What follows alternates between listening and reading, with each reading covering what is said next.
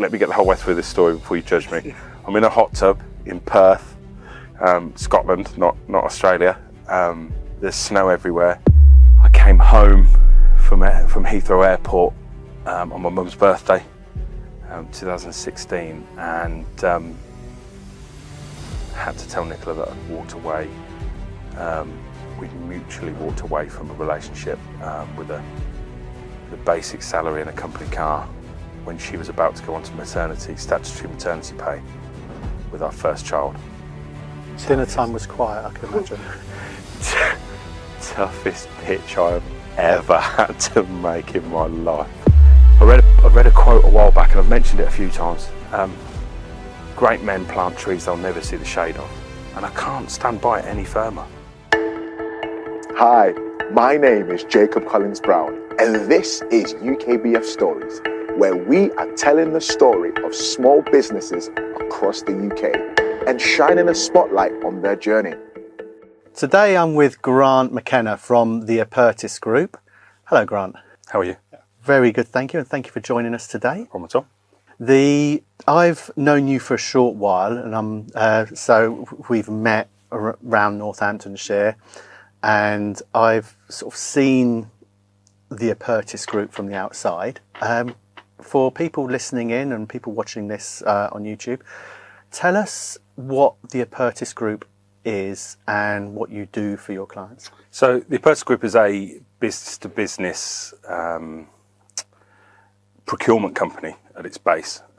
We started off as a energy procurement service, or energy broker, for want of a better word, and then talking to the FDs and the customers along the way, there was an opportunity to help them in other areas, and that's what we tended to do. So when we looked at print management, which is a past background from me, automotive, all things that an FD or somebody in that position in the business would deal with. So it was almost for want of a better term, a one-stop shop for companies, and it's about selling relationships that we've built in the past, that we trust and we rely on, into businesses.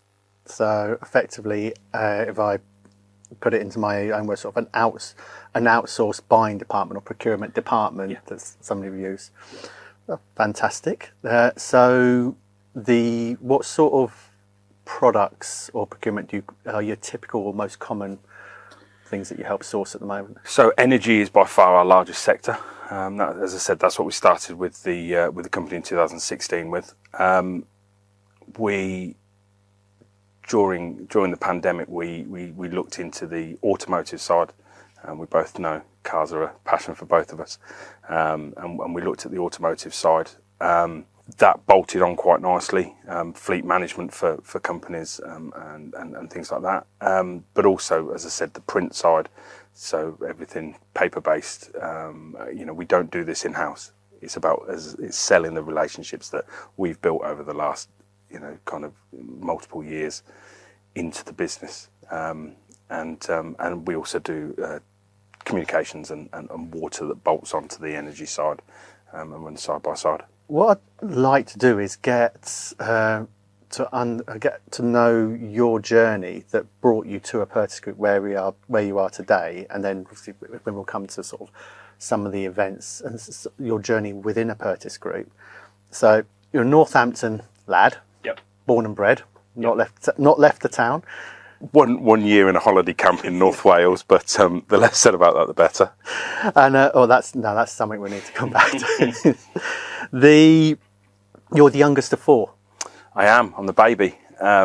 Older brother, much older, in case he sees this. And then two sisters in between us, and then me. Yeah. Kept going until they made perfection, really. Absolutely, makes perfectly logical sense. And how was sort of when you look at younger years, sort of your school time, sort of how you sort of went through school? I would like to think I'm quite an intelligent person.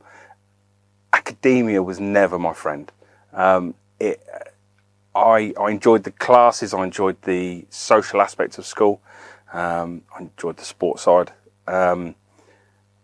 but until the end of, probably the end of middle school. Obviously in Northampton it was a 3-tier school system when I was a lad.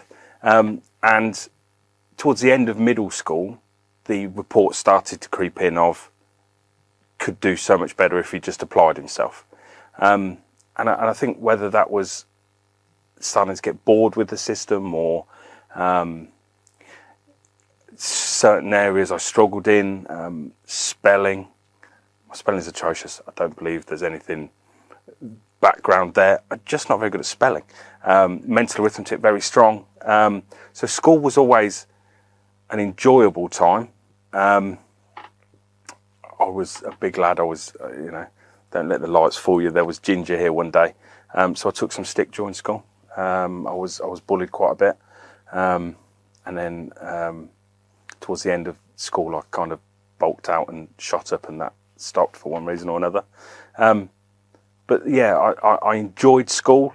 It wasn't really ever something that I was going to carry on with at the first opportunity I could to drop it. It was always going to be the case. So you mentioned the academia part of it. When what were your strengths at school?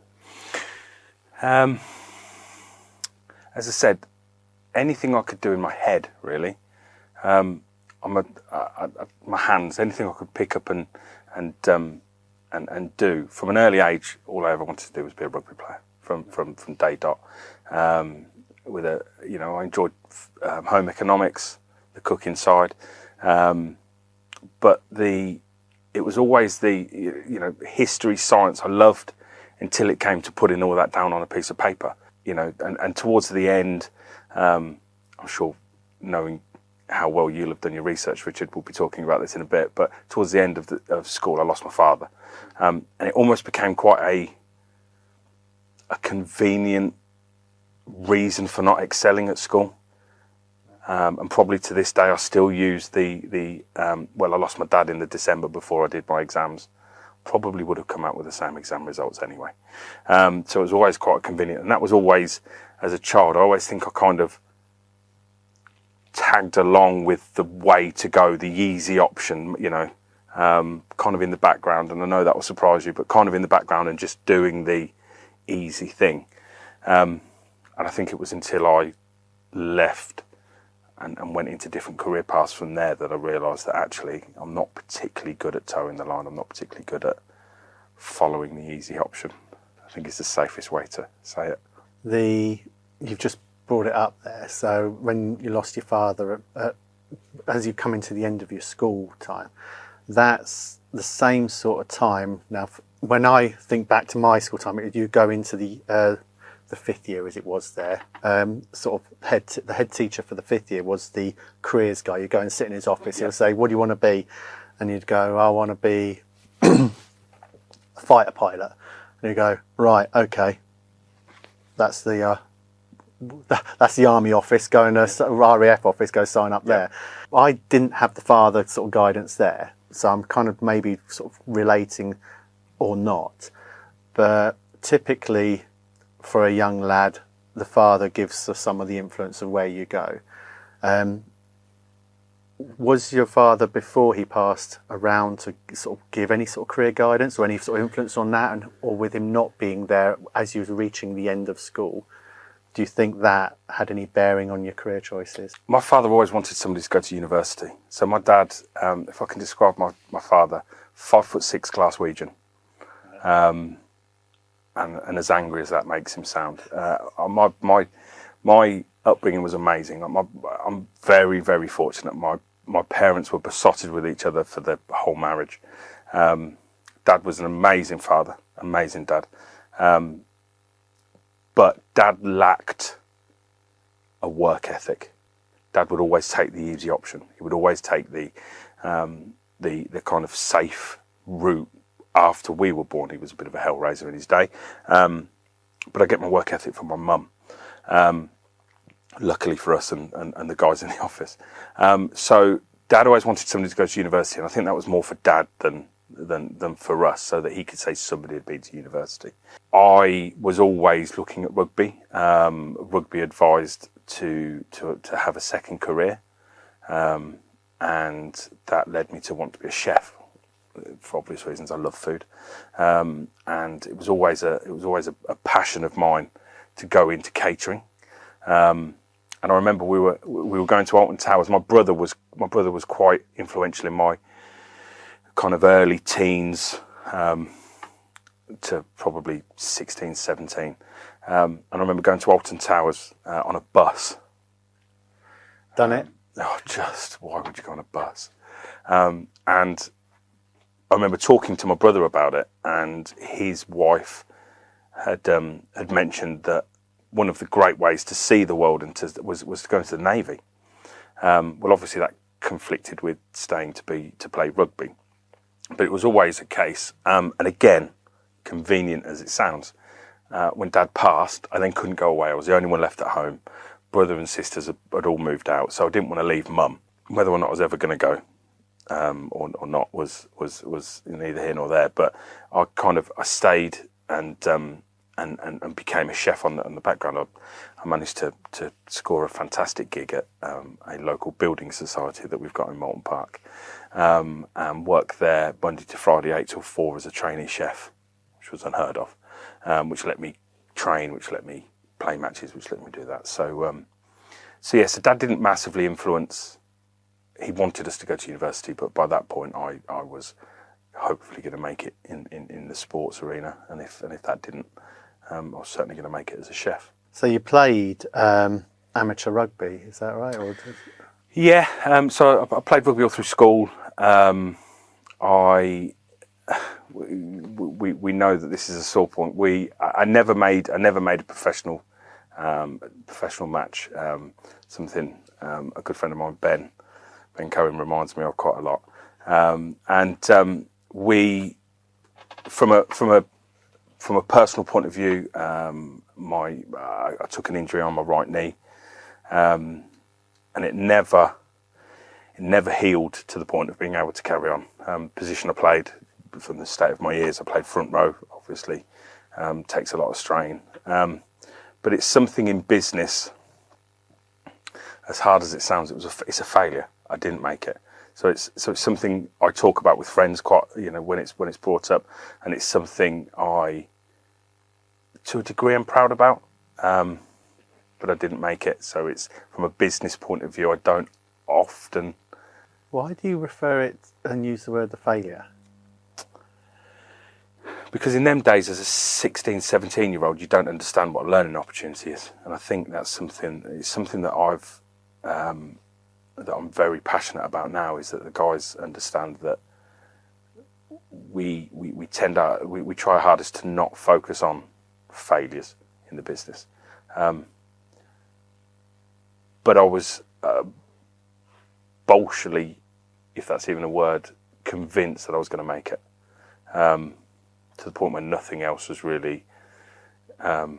I was once told that if there's a plan B, at some point you've thought about plan A failing, and I think that still today resonates with me. So, to people I trust and the people that aren't going to take the mick, I don't mind talking about it, and people will probably say I talk about it more than I think I do. But yeah, you either. I'm a salesman. You either make a sale or you don't. You either, and I'm very black and white with things like that. And I didn't make it. How we dress that up. Unfortunate, showing off in front of people, which I may have been doing. Something caused, something led to me not making it, and that is a chapter that, as a 43-year-old business owner, I start to see things that I can learn from that. The coaching techniques, the how to take somebody that's maybe not the strongest at something and put people around them that complement them. But for the first 25 years, it's probably the first 20 of those, I see it as a failure, and that's probably a mindset fault on my part, but it's where it is. You then went into your plan B, which was a chef in the Navy. That's one part, but you was also a bouncer. As I said, I never left for the Navy. I rocked around the UK. As I said, I spent a year in a holiday camp running the food outlets there in North Wales. Bouncer was something that kind of fell in my lap. We were looking for. I was working in catering. I was looking for an extra revenue stream at that point. I was planning on getting married at the time, and I could do with the extra money. A good friend of mine introduced me to a gentleman who had multiple bars throughout Northamptonshire, and quite a few on the infamous Bridge Street in Northampton. And I remember the interview technique. He rang me and asked me if I was big, if I could look after myself, and would I have a problem saying no to people. So obviously I ticked all three of those boxes quite quickly. And yeah, I worked on a bar on Bridge Street on Friday and Saturday, kind of in the background to see how I felt. And within probably 6 months was running a champagne bar on Bridge Street. Obviously different problems with that, rather than violence on the front door, maybe a little bit more narcotics and things like that. But yeah, I loved it. Again, social element, being paid to be there, interacting with customers. Yeah, thoroughly enjoyed it, and still have my best friend, the godmother of my daughter. One of my daughters is a lady that I met working on the door. So, you know, a good place for me for 6, 7, 8 years that I was doing it. And then, after a while, about 2011, you started your first business. Yeah, Pete McIntosh, godfather to the same said child, is he? Let me get the whole way through this story before you judge me. I'm in a hot tub in Perth, Scotland, not Australia. There's snow everywhere. Pete and I have worked our way through the majority of a case of Stella that we took with us on the first night. And Pete was telling me about this wonderful idea of this printing company, Your Print, that he owned, and how he couldn't commit to growing it, and he couldn't get through the door to people and things like that. And I just said, off the cuff comment, what you need are me. That's what you need. And we sat there for about 30 seconds just looking at each other. And then the next morning, In a hot tub, gazing across the bubbling water, can of Stella each, and yeah, Your Print was born. Hardest I've ever worked. Your Print had the ingredients to be massive, and the commitment from both of us. Pete worked a full-time job. I worked full-time in the business for a very small wage, as you do when you start a business, and then we would go in the evenings and produce whatever we'd sold. 100-hour weeks most weeks, and the first place I learned that there is also a word no in sales. I remember sitting down in front of a very large company in Northampton, trying to sell their print, trying to win their print, and when we shook on the deal at the end, he said, "Oh, just out of the cuff, do you do health and safety signage?" Of course, I'm like, "Of course we do." So went and bought a sign off eBay and sent it into the customer, and he approved it there and then and handed us a £9,000 order. Never printed health and safety signage in our life. So had to buy a T-shirt carousel. I don't know if you know, for screen printing T-shirts, so they've got multiple kind of like panels for putting different colours on, and do this £9,000 order that was due in 2 weeks, and we worked every day, every night, trying to get this done. We drafted in a gentleman called Phil, whose T-shirt printer it was. So this poor guy had never really done anything to do with Your Print, and all of a sudden is doing 100-hour weeks on top of his car business to get this order out. We had no drying racks. Everything was standing up next to walls. we were in KG Business Centre in Northampton, and we literally lifted the shutter and just put these signs everywhere to dry. We wrapped them all up in brown paper, dropped them off, and the guy didn't even check them. It was just like, "Yep, fantastic," and handed us a £16,000 order, next order. And we were like, I've seriously done us a bad turn here, because we're in bits. We're about ready to keel over, and we've now got a bigger order to deal with. So the money, we managed to borrow some money to buy some better equipment, because we were on 30-day terms, which we were lucky to get. So we had no money to buy the metal, we had no money to buy the paint, we had no money to... So yeah, I put us in a hole. But that business, that business kept us going for a good period and helped us grow. Nearly cost marriages and children, but yeah, there were times, and I look back now and I can remember Pete's face looking at me, pleading with me to just say no.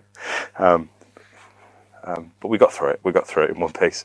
But yeah, so your print was great, and we had some money in the bank, and we decided to invest in the business rather than me take a proper full-time wage, and that was July 2015. Probably going to get shouted out now for kids' birthdays, and then found out that Nicola was 6 and a bit months pregnant with Izzy, and we knew nothing about it. And yeah, it wasn't sustainable. And sat down with Pete, and we felt Phil should be part of the team by then. Sat down with the guys and said, "Look, this is the position we're in. I'm going to need to get a full-time job." Tough decision, but one of the few times Nicola put her foot down and said, "Look, this is now serious. We've got a mini Mckenna coming along. Who knows what that's going to be like?" So Nicola being my partner, wife. We'll say wife on here. She'll like that. And I had to go and get a full-time job, and luckily, I can never say a bad word about the guy. Pete completely understood, 100% understood. Hasn't to this day, still hasn't affected our friendship. But I took the full-time job, and it impacted. The amount of hours I was doing on the print business impacted on it. And I ended up walking away from the business, and signing over anything that I had to Pete to carry on. He'd worked hard enough in it to, for me to not take anything. There wasn't a great deal in there because we'd invested in everything anyway. But I almost feel as though, I don't want to say I feel as though I kind of dropped him royally, but he, we were just moving to the next stage, and circumstances changed. And he was always amazingly understanding about that, which will always, he'll hold a special place for me forever based on that. If we roll back to the hot tub moment, Yeah. so many questions, but the one I want to ask Don't get too graphic, Richard, please. is when you said you need a me, what was that? What did the business need? Why did it need a you? Somebody that could knock doors and get in front of people, somebody that could close deals. My background is cold calling. When I stopped being a chef, my first job was they put an amazing title on it, prospector. I was a cold caller. I picked up the phone, Johnson Diversity in Northampton, without name dropping, and made phone calls all day, every day, because it was the weakest area of my sales. I'd just gone into sales, and if I could sit somebody down, I'd sell to them every time. Sitting them down was the problem. It was approaching them. It was having that kind of belief in what we did. So, as per everything in my life, if I'm not good at something, I'll just, apart from dieting, we'll just keep going. So I went into prospecting with Johnson Diversity, really good company. And that's what Pete lacked. Pete's an accountant. Pete's amazing at what he does. And for an accountant, sorry to all accountants, look straight in the camera, very funny, which is obviously quite unusual. But from our point of view, he just couldn't close a deal. He couldn't get in front of somebody. He didn't have the ability to pick up the phone and say, do you know who we are? This is what we can offer you. Can I drop some stuff into you? And that was what he was lacking. And at the time, that's what I was doing for a national company. I was basically a sales manager, driving throughout the UK, selling paint of all things. So he went from a guy with a business but wasn't able to sell, his strength wasn't selling, to working with somebody who basically sold everything and sold with cherries on top as well. And we made the perfect partnership. Yeah. I would sell, and Pete would understand what it took to make what I'd sold a reality, and would basically run the business. I was almost the sales director without any consequence what happened behind, because I didn't have to get involved in that the same way Pete never had to get involved in the sales side of the business. So yeah, we made almost the perfect person. But you know, it was fantastic while it lasted. Again, to this day, I still miss the camaraderie and having almost somebody on my level to just talk and run stuff past. And I think that's why, I'm sure you'll come on to it, I think it's why I surround myself with so many people that on a personal basis I get on very well with, that are outside the business, to be able to bounce ideas and bounce trials, tribulations off, that sort of thing. So the job that you took once you found out you had a baby on the way? So I'm certainly not naming this company. I went to work for an energy broker. Okay. I have to say, without him, I wouldn't have what I've got now. And Nicola made me realise that a few years back. So I'm a great believer in everything happens for a reason, and that 4 months started on the 4th of January 16 and left on the 15th of April, not that I remember it clearly. And those 4 months piqued my interest in the energy industry, and showed me how it could run, shall we say. And that was it. So, you know, they were very good to me. They gave me a company car. They, you know, some things I've changed in the way that Apertus runs. You know, people don't come in with a completely blank canvas now, because everybody's in an energy contract. So when you can build an amazing relationship, you can get them, you know, you can create a want, you can close a deal, and then they show you that their bill isn't actually up for renewal until 2024. So so you have to kind of, I think, bring people on with an element of spoon feeding some business across, because people should lose interest. So I went to work for them. It didn't work out. One reason or another, it didn't work out. And I came home from Heathrow Airport on my mum's birthday, 2016, and had to tell Nicola that I'd walked away. We'd mutually walked away from a relationship with a basic salary and a company car, when she was about to go on to statutory maternity pay, with our first child. Dinner time was quiet, I can imagine. Toughest pitch I've ever had to make in my life. Because I knew I could do it. I knew I could go self-employed again. I knew I could make a success of it.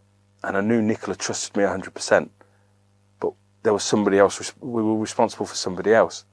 And I can never understand the maternal instinct of what she was feeling at the time, you know, thankfully, because I'm not strong enough to go through what she went through. But from my point of view, I knew I could make a success of it. I just had to let Nicola know I could. But obviously from your print, we'd gone for 3 years of me earning next to nothing while we grew this business. And I knew that was going to be my biggest hurdle. Just to roll back from it, so just to be clear, this wasn't something you discussed over lunch or anything like that. Literally, you'd gone to work that morning and then came home that night having left the job that you'd taken. I had an inkling that the conversation could go the way it went, and I brought that up. But I was 100% going to that meeting with the anticipation of being able to not smooth anything out. It was it's almost poor performance related, really, issue.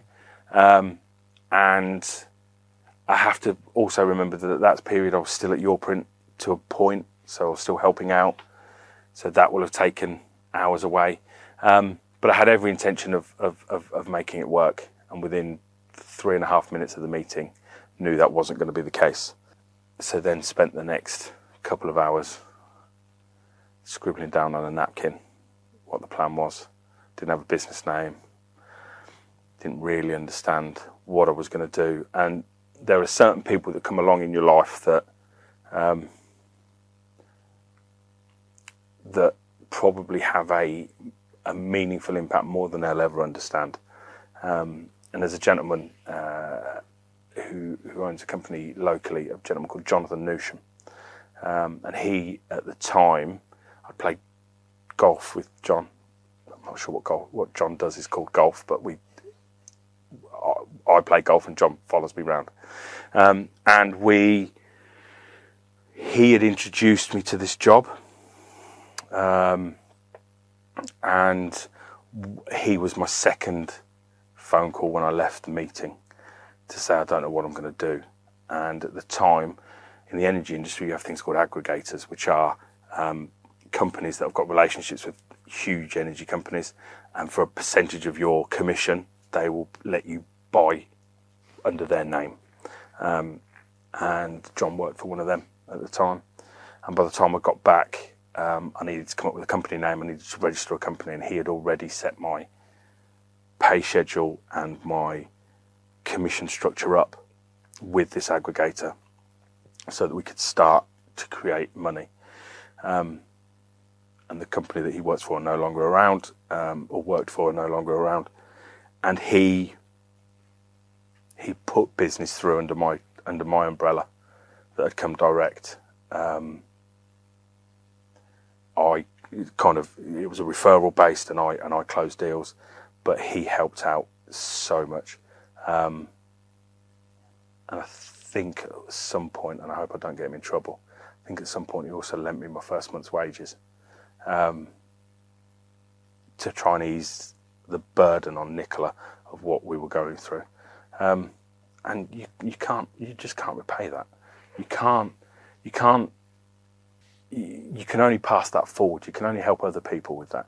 You can't sit John down and, it would appear whenever anybody's really good to me, they become godparents to my children, because he's godfather to Freya, my youngest.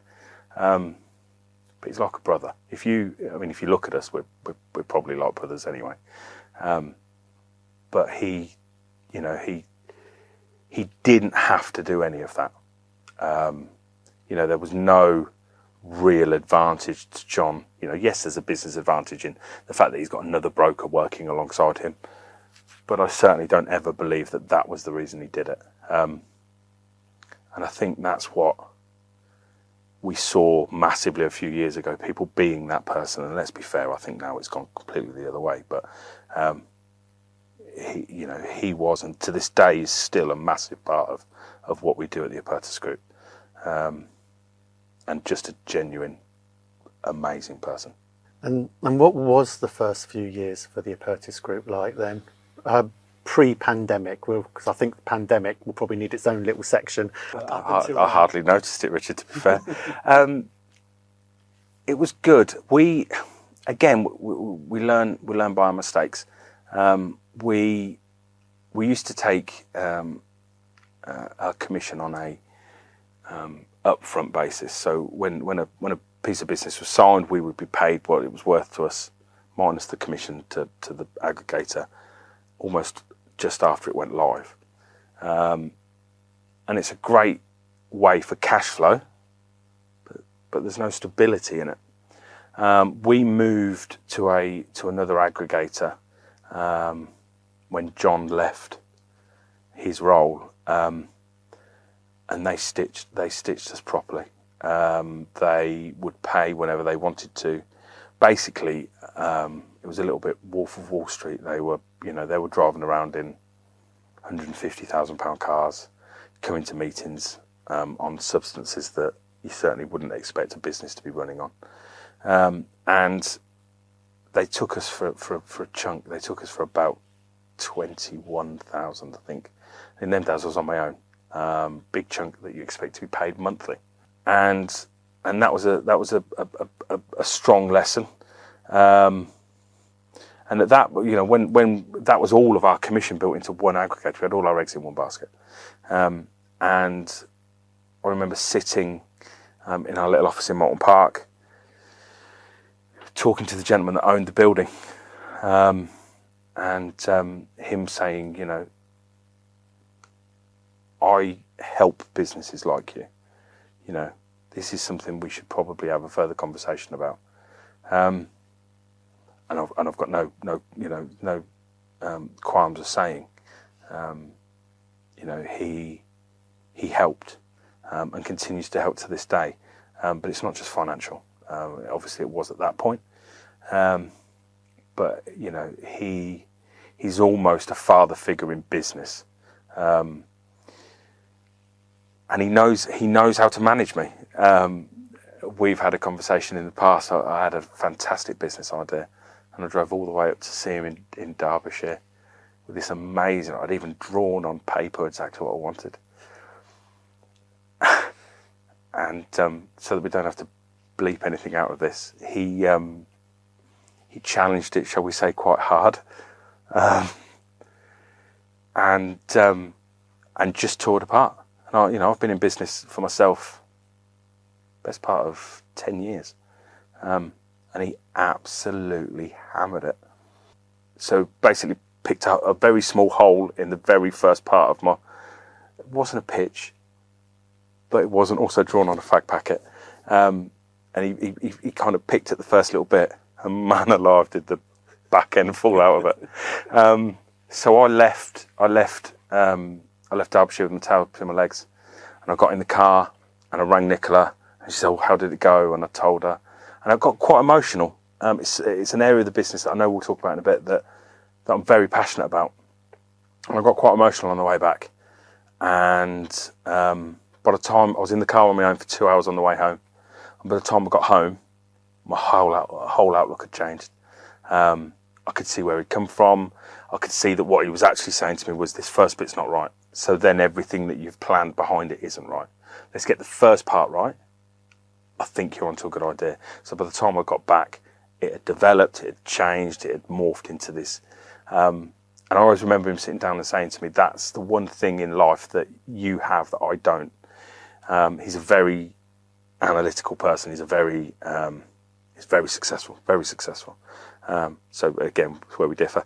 But he, the ability to know it's a great idea, but that the planning in it was just all over the place. And by the time I got home, in my head, I'd moulded that into the 2.0 version to go back to him. So, that's future plans. But so he's become a business angel for you in that sense, and a mentor. Yes, he's again. I seem to be very fortunate. I seem to find people that genuinely care, and whether that's about the business or whether it's about me, I think Northamptonshire, without being bullish, I think there will be a divide in Northamptonshire on feelings for Grant Mckenna. I think I think that's a safe way to put it. I think, I've been very lucky in the past to have people that I genuinely believe care about me and care about what we are trying to do, and the fact that we like to cause trouble and we cause ripples and we change the way things are done. We don't cold call in an industry where everybody, as soon as anybody that owns a business that watches this will know as soon as their energy contracts are up for renewal, because the phone doesn't stop ringing. If you move into a new premises, your phone doesn't stop ringing. We don't do that. Ours is all about building relationships. Apertus stands for open, honest and frank. And I think that's me to a T. I have a face that can't hide how I feel. My mouth normally backs that up within a second or two. But I've been very lucky in the fact that we've got these people that I can go to that don't mind taking 5 minutes of their time to just hear what I'm going through. And I think that's something that has been massive 18 months ago. And now all of a sudden, I put in a post on LinkedIn, now all of a sudden that we've gone away from the pandemic to a degree, I think we've lost it. It's a dog-eat-dog world again now. And everybody's pockets are being pinched. But those people are still there. They still, you and I can still pick up the phone and have a conversation about anything. And whether or not you would realise that that was just what I needed, or for somebody to tell me, actually, Grant, that's a horrendous thought. That's important, and that's where we've been very lucky. And Marcus, the gentleman that came in, has been instrumental in the success that we've had as a business. So that's something that's quite persistent in many businesses that tend to be more successful. They have a mentor or business agent or somebody there who's been there, done it, and is able to take that step back and look in and just scratch at those little bits and just see and just guide that business owner based on their own experiences where they've had those things, those threads that have come apart. And I think it's about not being too proud to admit, this guy's got a business that dwarfs ours, a business success history that if you're too proud to tap into that, you're doing the wrong thing. And having that, to sit and just listen to somebody that's trying to help, and I'll do that all day long. Tap into successful people. I drove to Rochdale once to spend an hour with a successful business guy from Rochdale. Told him that I was in the area, could I pop in and see him? Drove all the way there just to see him. And his business, I have no qualms in saying, was almost the business formula that the Apertus Group now runs to. The multifaceted business that helps across the board. But I went up to spend an hour with Lee and ended up spending the whole afternoon with him. And he, his outlook on letting things go and the way customers should be treated and the way suppliers should be treated is something that still, runs through the Apertus Group today. So, whilst I've got you here, are you running your own or have a keen interest in small business? Then UKBF is here for you. Visit ukbf.co.uk and become part of our vibrant community to meet other like-minded business owners and tap into a wealth of expertise and experience to help your business thrive. Now, back to the story. We then hit the pandemic, and we're coming out of the pandemic, and energy prices are mental. The two key parts of your business being energy and cars. Yeah. So how have the past few years been? We joke about the fact that if you want to drive the price up of your product or the availability, just let the Apertus Group start to sell it.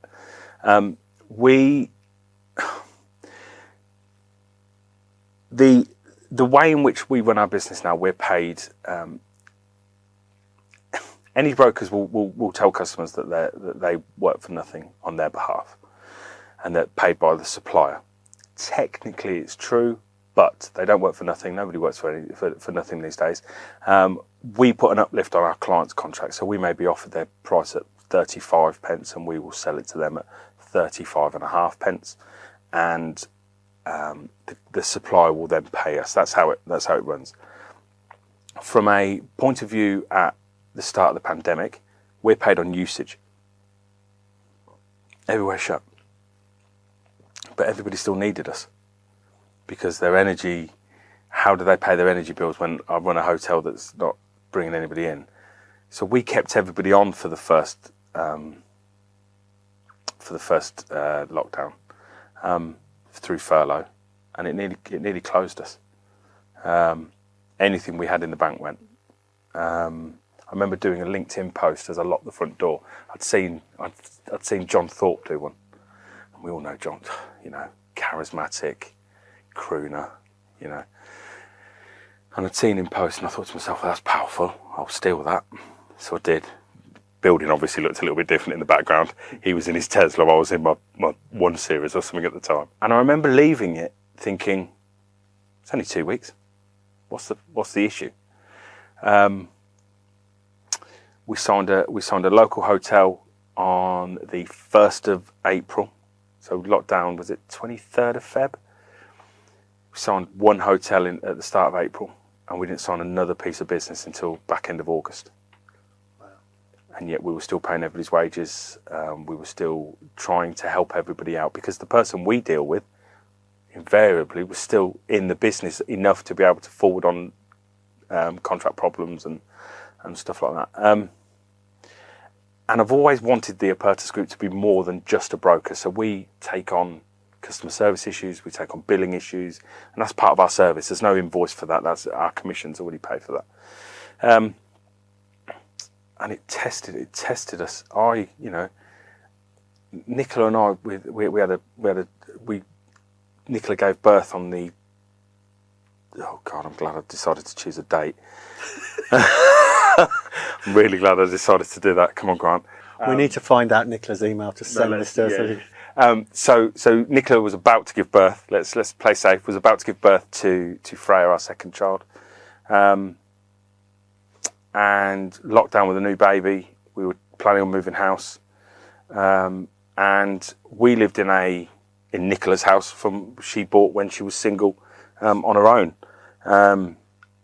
2-bed, 2 up, 2 down house in St James, and I tried to run the business off the dining room table, and trying to do everything on Zoom with a 3-week-old baby in the background was hell. Nicola at the start of March trying to take the kids into the garden so that I could do a Zoom call for the business. It was, it's a testament to Nicola again. We'll just go above and beyond to make this a success. Do you remember Connor used to do a round table? Connor Slasberg used to do a round table thing. I was on one of those, Adam Kaplan, with him. And he, I remember we were all logged in, we were going through the thing, and then Adam Kaplan, who's a long-term friend of mine, said, can somebody hear music in the background? And it was Izzy playing Wii Bowling. What do you do? I had to go and do the rest of the interview haunched over on the kitchen work surface, because that's what you did. You made it a success. But I thought it was only going to be for 2 weeks, and it was in that period we decided to look at the car side a bit more, and an off the cuff decision. Do we look at? I'd made quite a few good friends during lockdown in business from people that I felt were in the same boat as me, and reached out. And one of the gentlemen that I got very close to during the lockdown was Scott Norville, Silverson Fleet Management.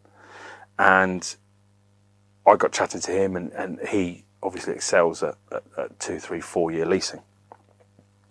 And an off-the-cuff decision between myself and one of the sales guys, let's look at how we do something different. Let's do 12 month. Let's just keep it at 12 month. We don't know what people are going to want to do coming out of this. Are people going to want to commit to this? So let's do. And we did 53 cars in the first 3 months. And that basically got us through lockdown. And, when we went into the second lockdown, some places stayed open, which helped. But, November last year, the energy prices spiked and it put suppliers out of business. And they've all got our commission. Our commission's built into these suppliers. So that's gone. to having to re-sign customers at a massively inflated rate because we've done our job properly and got them a fair rate 6 months previous, but that contract's now null and void. So we're almost doing the work again to get our money back, and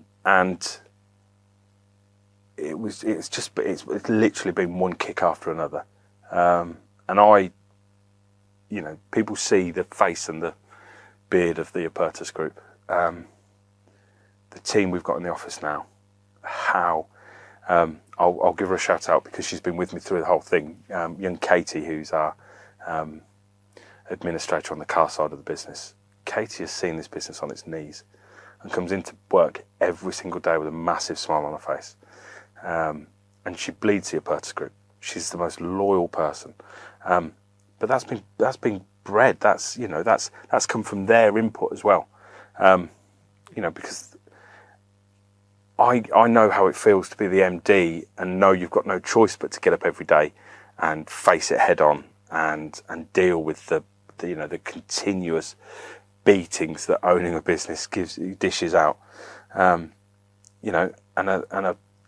But these guys, yes, they get paid sometimes, but there's plenty of opportunity for them to be like, Grant, this is a you problem, not a me problem. But that's never the case. That's never the case, and I think that's what's got us through. That and a lot of hard work. And I know you hate the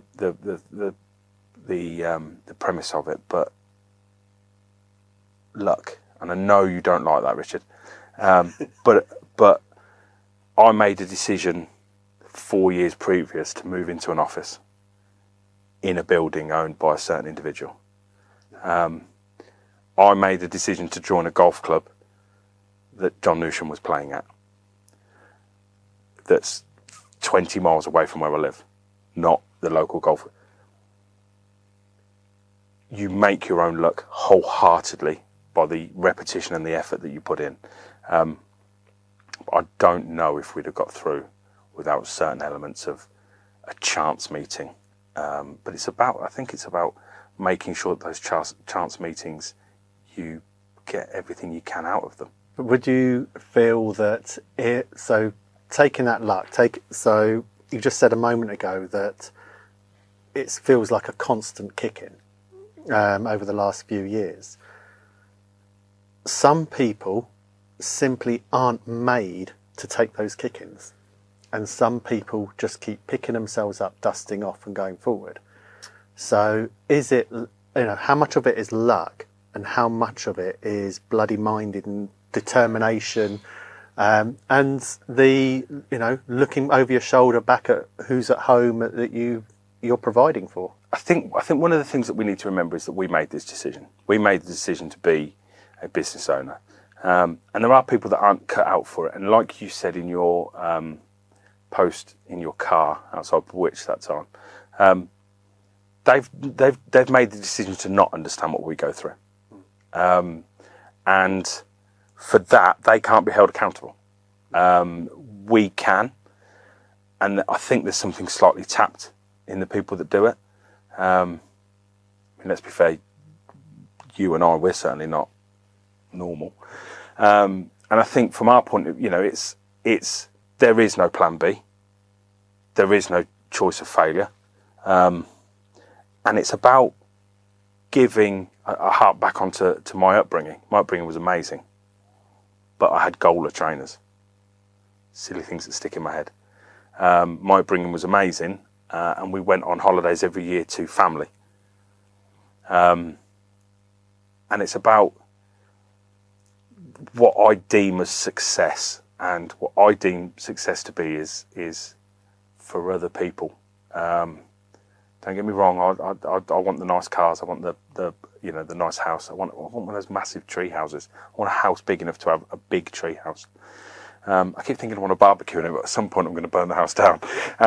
It's about I've wholeheartedly gone into this, and I now have a team of people who is expect the wrong word, who look at me to guide this ship. They rely on you to pay their wages and keep their mortgages paid and stuff. And from my point of view, that's the biggest compliment they could give me. So I can't fail for them. I also can't fail for Nicola. Material things to Nicola are neither here nor there. She's the most unmaterialistic person I've ever met. But the girls, I want them to have the upbringing I had from a love and a family point of view. I'd also like them to have Nike Air Max trainers when they want them. I'd like them to see the world. I'm not particularly well travelled. I'd like to be able to. The memories I have of childhood are fantastic.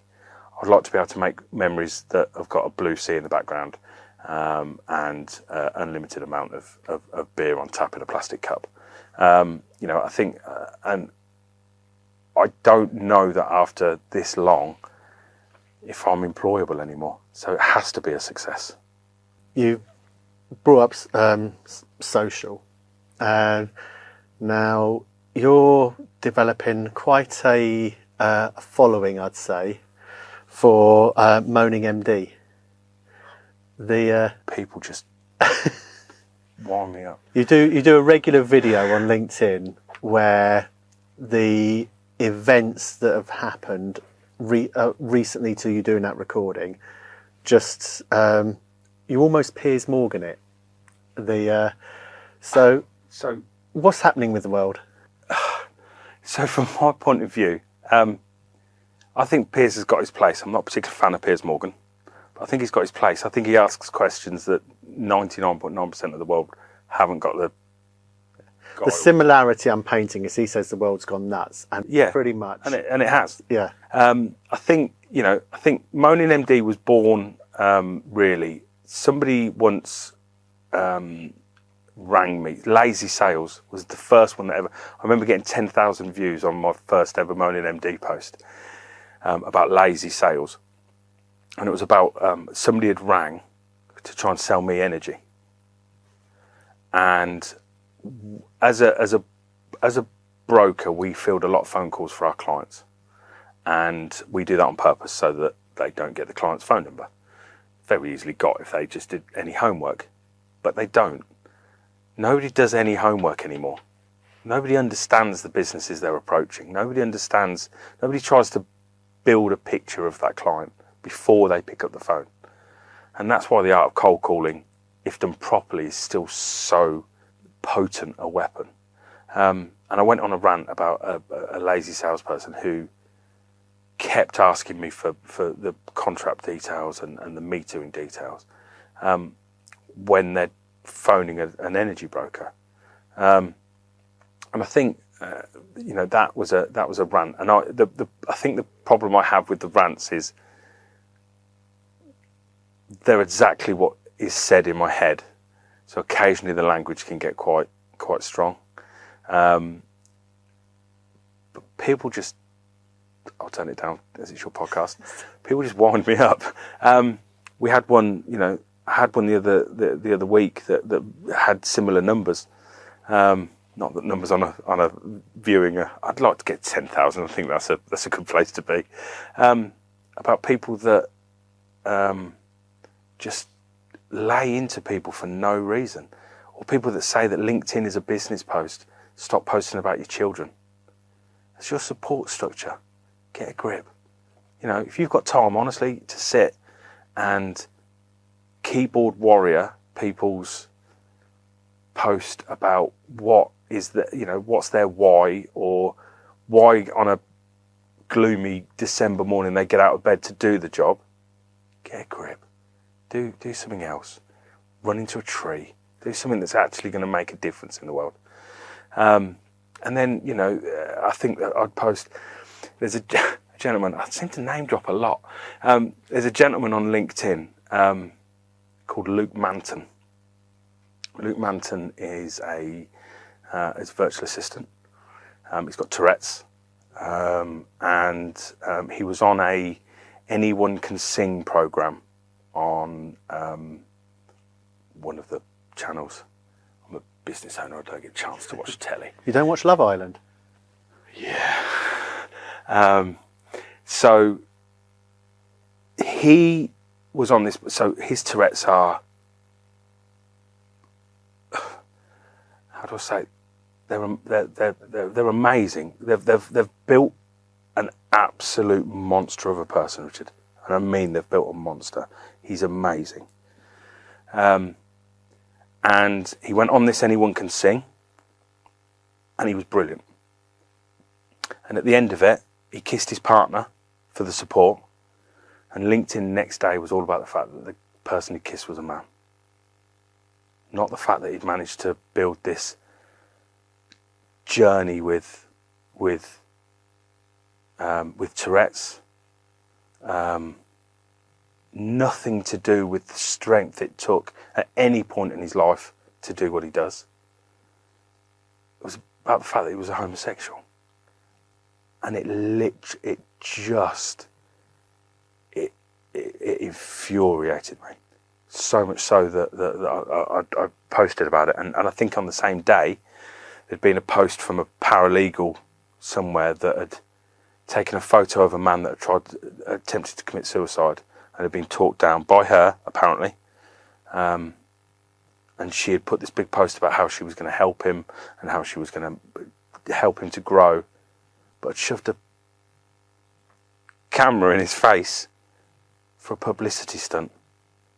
And if you can't do something good and go home and look your kids or your partner or your mum or whoever it is in the eye and know that you've just done a good deed, don't do it. Why are you doing it? Because you're going to get people that you've never met before like a post on LinkedIn. Without sounding all philosophical, I read a quote a while back, and I've mentioned it a few times. Great men plant trees they'll never see the shade of. And I can't stand by it any firmer. People do things for the right reason, and they're not the people you hear about. But you know what? I bet they make more of a difference than somebody that's taken a photo of you while you're on the floor crying because you've attempted to take your own life. And I just think, it's people like Luke. Never met Luke. Very briefly interacted on a couple of his posts. Never met him. You probably have no idea that I feel the way I do about him.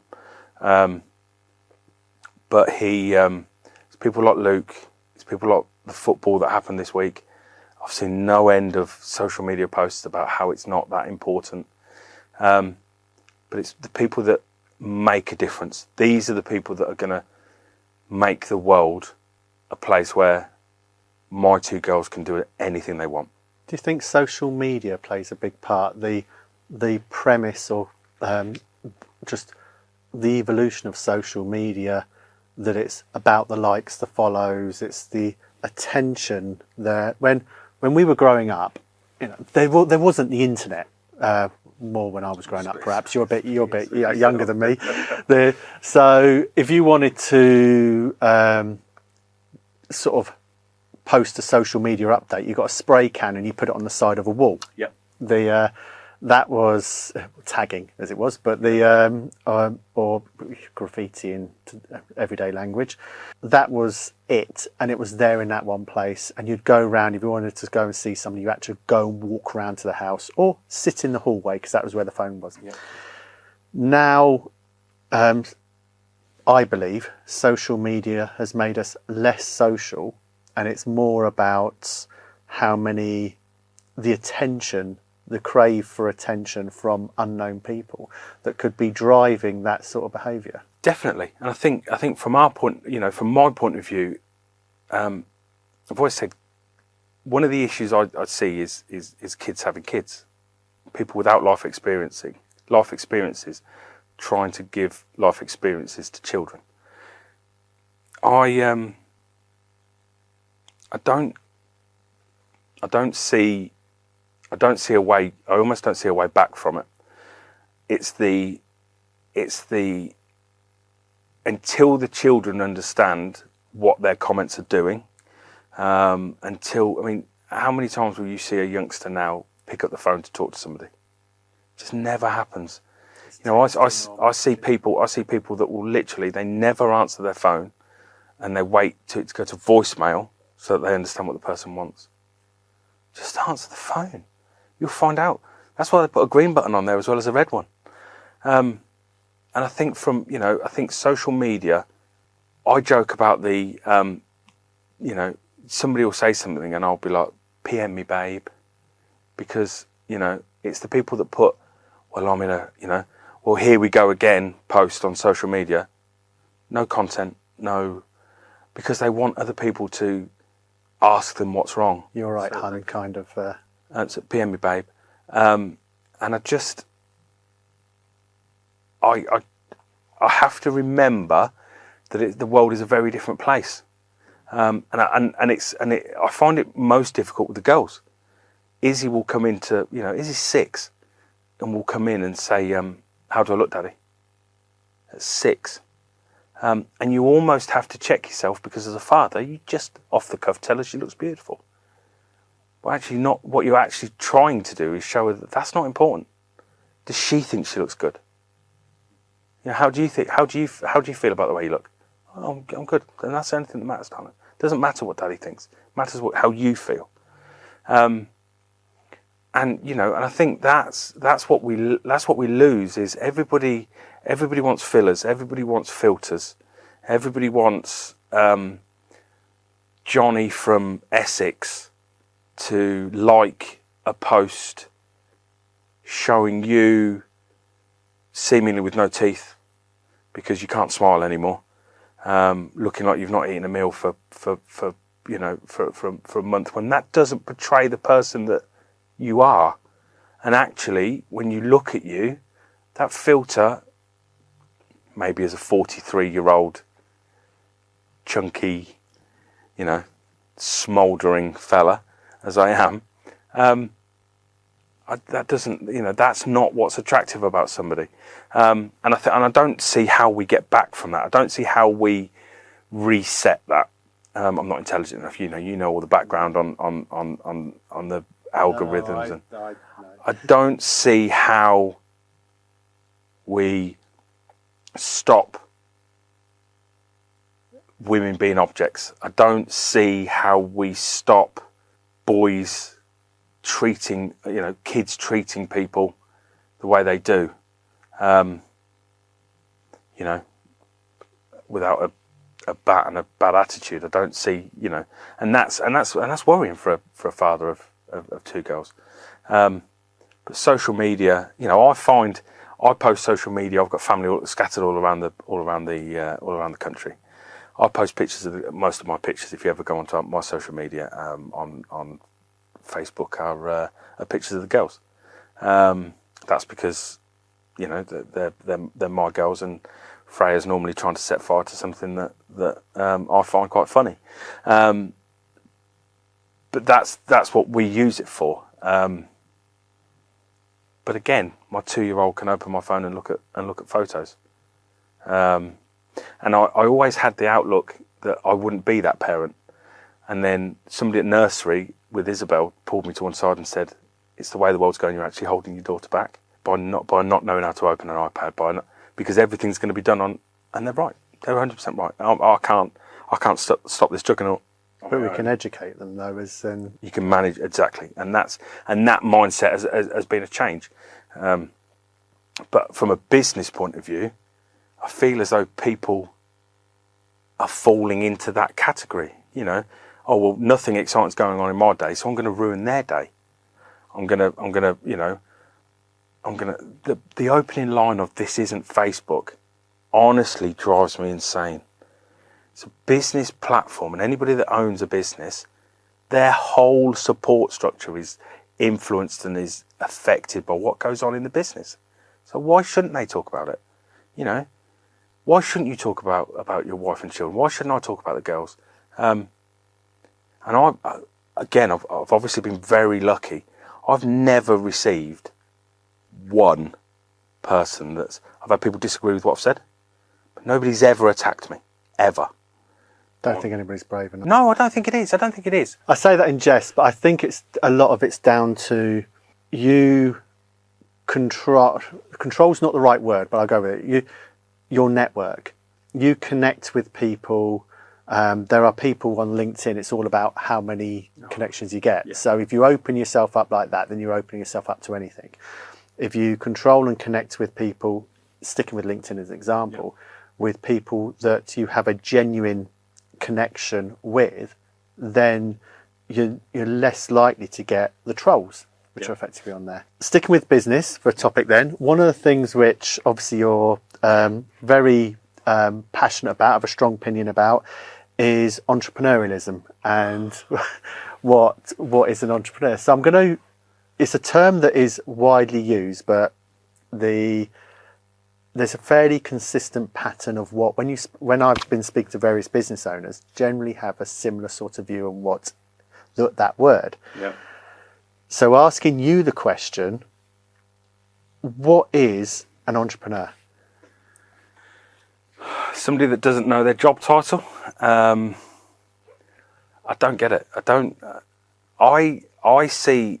Maybe I'm selling myself short. I see an entrepreneur as somebody that takes something that's not been done before and makes it or manufacture it or changes the world in some way.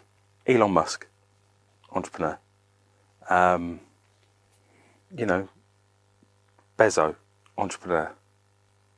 Somebody on LinkedIn who picked up a bit of cash from his dad and has decided to start let's kill two birds with one stone, start a business, coaching business. That's not an entrepreneur, in my mind. You tell me, you tease me all the time with it, saying, I don't think I'm an entrepreneur. I'm a business owner. I just think it's just bandied about. I once saw a post, we joked about this off air, I once saw a post about somebody who was a serial entrepreneur. And I made a joke on it about the fact that obviously it means that you can, you've invented different types of cereal, Cocoa Pops, and I got more interaction from my comment than his post. It's almost like I don't know what I want to do with myself, but I want people to know that I'm a successful businessman. So I'm going to say I'm an entrepreneur. Get off. Come on. You're not. You're trying this. You're trying this life. Stop worrying about what your job title says or what your LinkedIn bio says, and start making a difference. I don't put bolshy as a job title. I don't put, good person for a reason. But I just think it's such a bandied around term that people jump on the bandwagon because they perceive, again, it's back to social media, they perceive it shows an element of success. But apart from that, I've not really got an opinion on it, Richard. And then with success, what is the future for the Apertus Group? The future's changed so often. We are currently, we're in a slightly strange position at the moment within the Apertus Group that we've got our management team in place and not really a huge amount of other staff. So we've been very lucky in the fact that we've found great people to run areas of the business. But by doing that, what it's actually let me do is open up the way that the business runs and the structure of said business to more than myself. And I'm finding that quite hard at the minute. I've passed the energy side in its entirety onto a member of the team, a gentleman called Curtis. And I think the guys in the office would tell you that they're very proud of how much I've stepped back. It's killing me. But by doing that, what it's let me do is focus on an area that we've got a problem with at the moment, which is in the car side. Getting that back up to scratch, knowing full well that the energy is going to be well looked after. But I've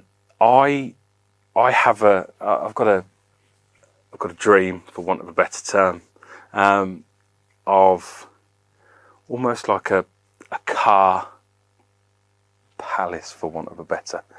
You know, I love cars. Ben Thomas always takes the mick, the fact that I drive an electric car and I'm a petrol head.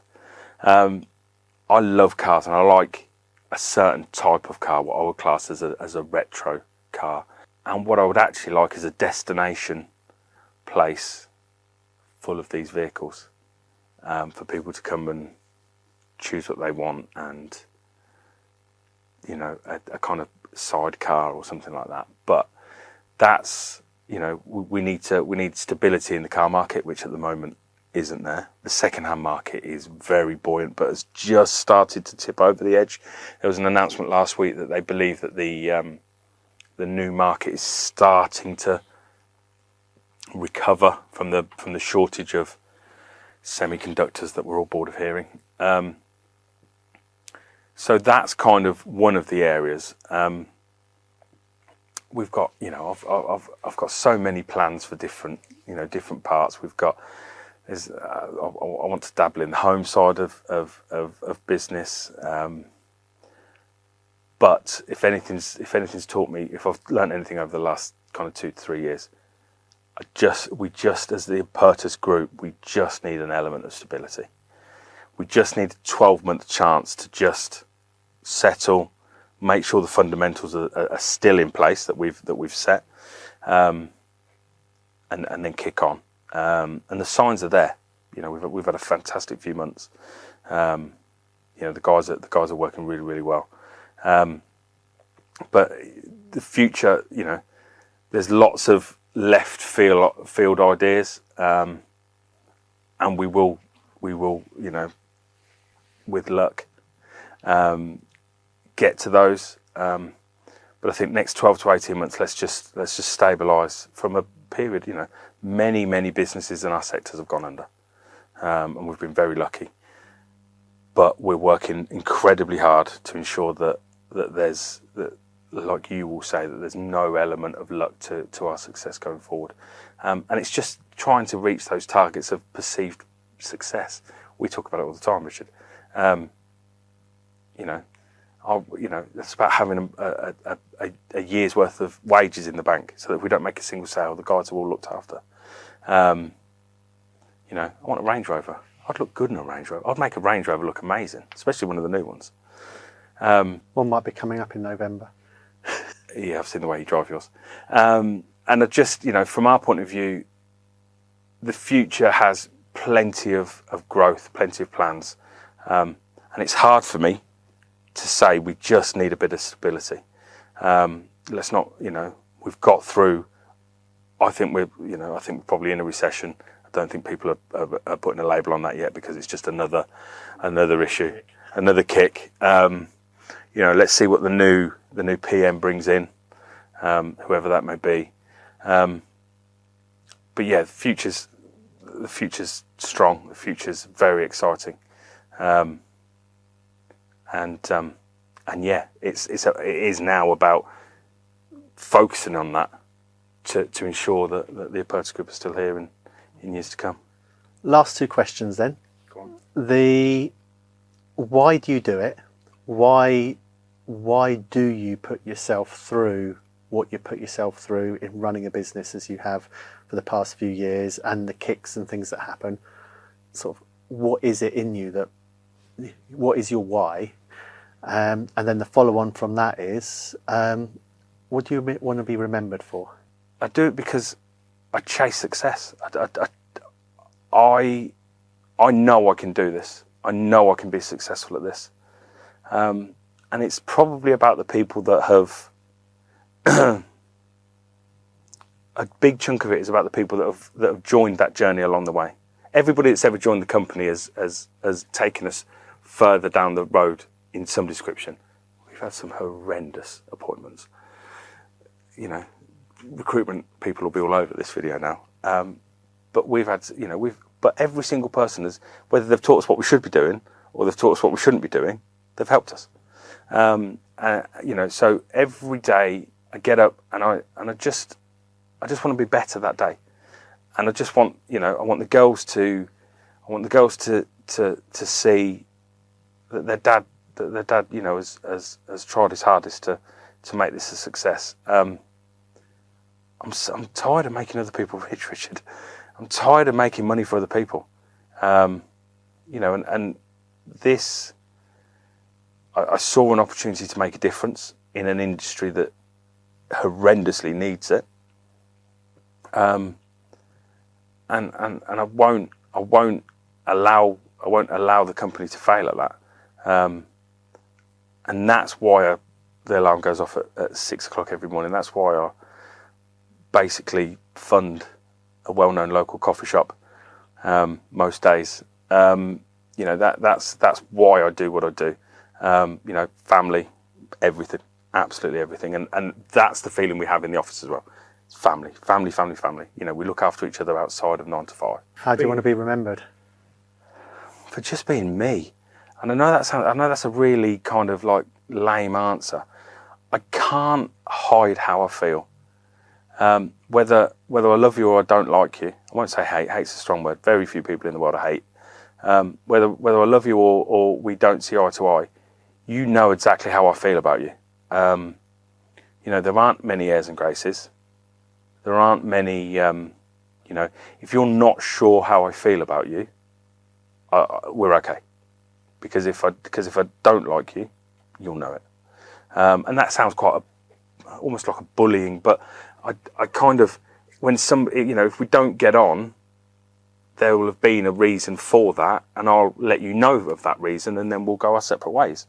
But I think, from my point of view, somebody that was there when people needed them, somebody that did exactly, undersold, apart from that signage, and over delivered, but just somebody that that was there for you when you needed them, whether that be in business, whether that be personal, whether that be in any way, just somebody that did what they said they were going to do, and hopefully I look back, even with my dad's, shall we say, lack of business prowess, I look back with my dad was my hero, and as a protector and as a guide, I got so much from Dad, and that's what I remember him for. We brought up earlier the fact that I feel as though I've got my mother's work ethic, but I got so much from Dad, and that's kind of I want them to be able to look up and say, he did his best. We've had a good life based on that. It's been a really interesting story. Thank you for coming in and sharing. Thank you. And look forward to this going out. And again, I wish you every success. Thank you very much. Thank you for listening. Remember to like, share, and subscribe to help spread the stories of small businesses across the UK. Have you got a story to share? Reach out to us on ukbf.co.uk. And you never know, you could be the next UKBF story.